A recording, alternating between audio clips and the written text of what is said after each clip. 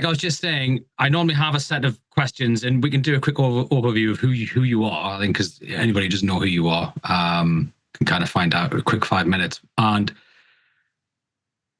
I think something happened last week in the local elections that I think a lot of people who previously were unaware and now realize there's a bit of an existential crisis going on. Yes. I don't think it's as bad as they think because voter turnouts were so low, but I think we're at the beginning of a warning cycle.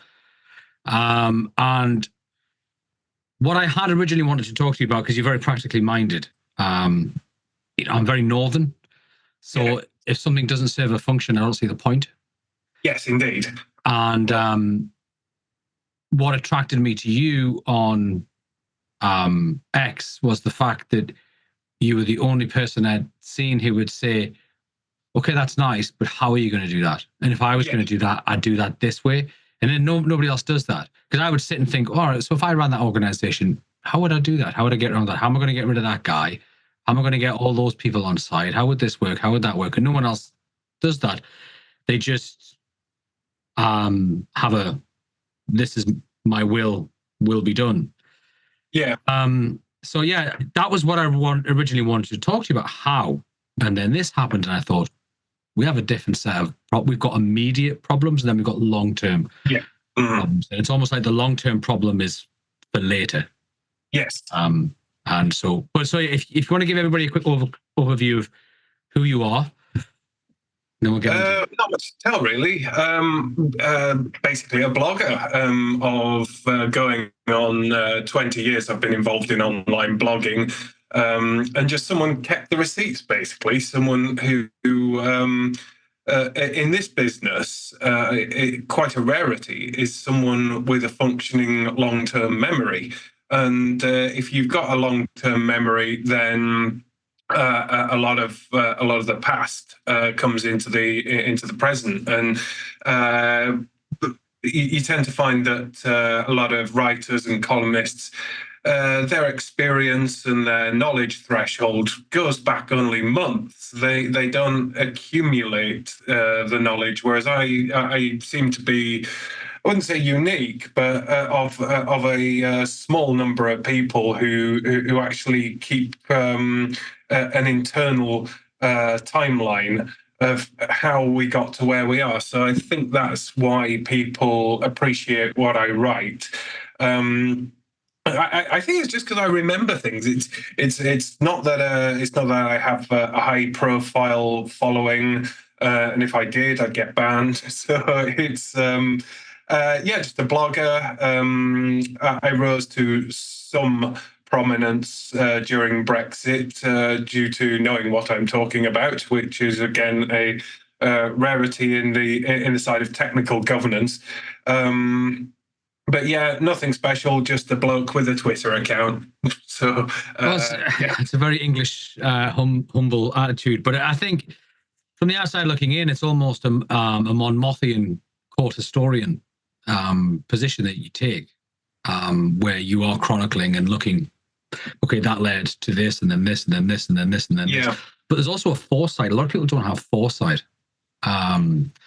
I would say I have a certain degree of foresight. If you push that, in 20 years, you're going to have that there. And I think there are certain causes and inevitabilities. And I think you have a degree of being able to go, well, hang on, this is the 20-year cycle of falling dominoes. And I can see where you're going. Like it's not even prophetic. It's just logic. It's like, and a hefty dose of pessimism. If you assume the worst, then that's usually the right ballpark. It's everyone.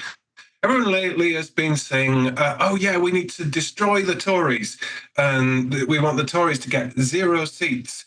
And then something magical will happen, and a new movement will arise and fill this political vacuum. And I'm just saying, well, is it? Will it? What's the guarantee? Let's look at the component parts. We've got a useless Tory party, which is hopelessly fragmented into 3 factions, none of which understand each other. You've got half a dozen quasi-ethno-nationalist one-man band parties. You've got a defunct UKIP party that can't really escape its baggage. Then you've got the SDP, which is a sort of nerdy version of UKIP. Then you've got the largely incompetent bed blocker that is Reform.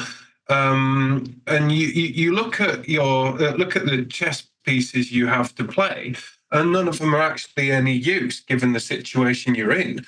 So there is actually no reason to believe that this movement is going to appear. So you got to game all the different scenarios. A lot of the political thinking is predicated on Reform continuing to grow and continuing to eat into to the Tories, and then the Tories might suddenly start paying attention. But of course, the result from the Blackpool South election.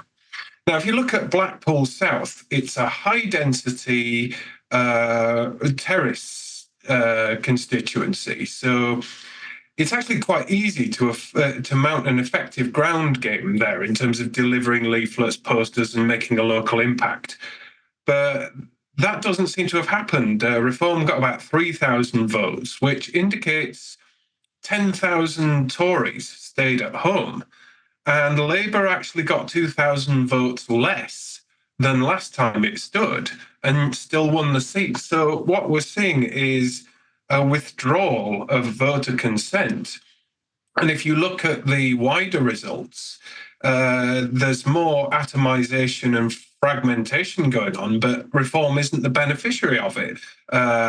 Galloway's lot, various Muslim bloc independents, the Green Party, Lib Dems, the spare votes are going literally anywhere but Reform. So it doesn't look like Reform is growing. And whatever impact that it might have, what we call the UKIP effect on the Tory party, it is neutralised by the similar numbers of people on the left who are abandoning Labour. And so you've got this unreadable situation where the headline polls, the Westminster polls, give Labour this enormous lead, but these polls can't detect the signals of who intends to stay at home, where all these sporadic protest votes are going to go. And, Labour would be on course for a landslide if it was as popular as Blair's New Labour, but of course we all know it isn't. So it looks closer to a hung parliament territory, where there is a rump Tory party left, and in all probability, the Tories always learn the wrong lessons. So they're going to say, oh, we lost, and it's because we were too right-wing, and we need to be more of a centrist party and start appealing to the middle ground. And so conservatism or anything remotely right-wing nationalist is completely vanquished. And there are none of the, I'm looking at it thinking, where do we breathe oxygen onto the embers to get a flame? And I just don't see it. What is going to come and replace the Tory party? We've seen on Matthew Goodwin's Substack and his speech to National Conservative Conference in Brussels that there's the suggestion that he's been discussing with Dominic Cummings, a sort of new party with a philosophical base. We don't know how that's going to turn out. But what I can tell you is if it's going to roll out Liz Truss and a top-hatted Rees-Mogg and the usual deadbeats inspired by the Institute of Economic Affairs with its laissez-faire economics, that is just not where the Conservative feeling is now. It's looking at the world as it is now. If you look at trends in Europe, it's becoming more populist, more economic nationalist. There's disparate moves to challenge and dismantle the single market. Free trade is in reverse. Globalization is reversed. The push is for more on the right is for more ethnocentric policy, whereas the push on the left is a move toward socialism. So if there is going to be this movement that appears out of nowhere, it is just as likely to just appear out of the left. Because I noticed this, there's a Twitter account, I forget its name, but it posed a question looking at George Galloway's outfit, ghastly though it is. And he says, you as a nationalist or conservative, are you more likely to get more of what you want out of George Galloway's party than the Conservative Party or any of the alternatives on the right? And the depressing yet accurate answer is yes. There's, George Galloway would have far more socially conservative values. And if you look at how he thinks, he's very easily understood in that the psychology of Galloway is he absolutely despises the neoliberal mess that the Labour Party has become. And everything he does is motivated by a detestation of the Labour Party and a desire to destroy it. Well, that's a very potent sentiment that could just as easily pick up the old socialist left that kind of gravitated to UKIP as we were approaching Brexit. So the previous sort of pre-2019 paradigm that the revolt on the right was growing and would keep growing and manifest to replace the Tories. We can't take that for granted. So the situation is more unreadable than it has been for a very long time. And so we can say with reasonable certainty that the Tories are going to lose, but they won't be wiped out. So they're going to occupy that space while they have a civil war. We don't know which side will win. We know if the Liberal Internationalists win, they will lose an election. So Labour could occupy office for 10, possibly 15 years.